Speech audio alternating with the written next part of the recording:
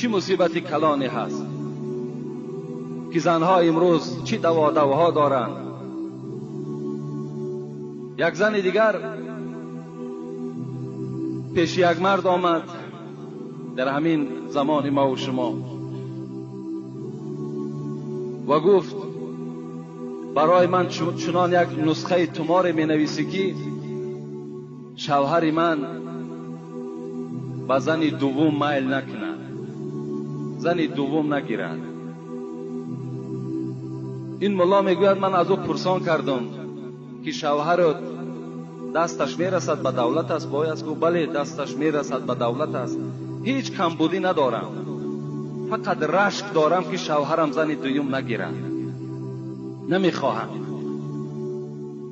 این ملا بوده است، خدا رحمت و مغفرت کند، الحال در پهلوهای ما دور میگردد. وای به من حکایت کرد، میگوید من بر او گفتم خدا در قرآن گفته است فانکحوا ما طاب لکم من النساء مثنی و ثلاث و الرباع.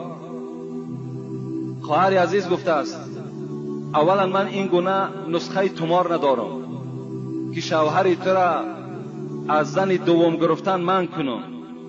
دوم این که خدا در قرآن میگوید هر یک مردی که دستش میرسد حقوق دارد که یک زن، دو زن، سه زن، 4 زن در نکاح خود درآورد.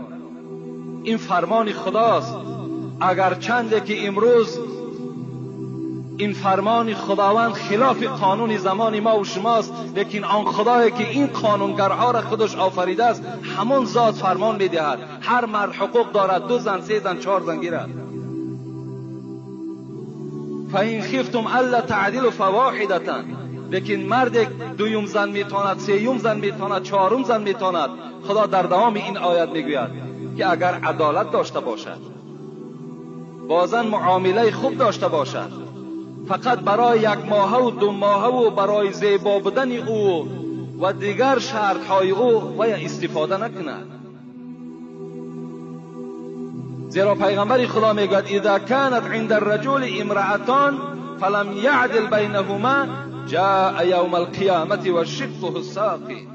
کسی در دنیا 2 زن داشته باشد لیکن در بین این 2 زن عدالت جاری کردن نتواند، در روز قیامت با یک طرف قاق شده از قبر میخیزد. این ملا میگوید من همچنان به او حکایت کردم که خواهر عزیز تو در این کار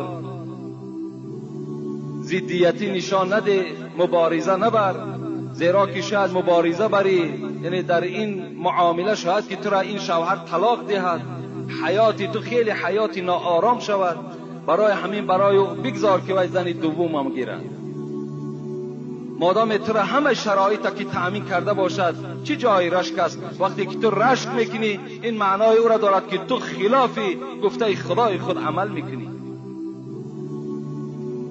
اگرچه امروز از همه با ضرورتر است، مهمتر است، خواهرای ما و شما در قد راه چی در کارهای ناشایسته دست میزنند. همه آنها بیچاره زارن، منتظرن که حتی زن دوم برای آنها را قرار دهند.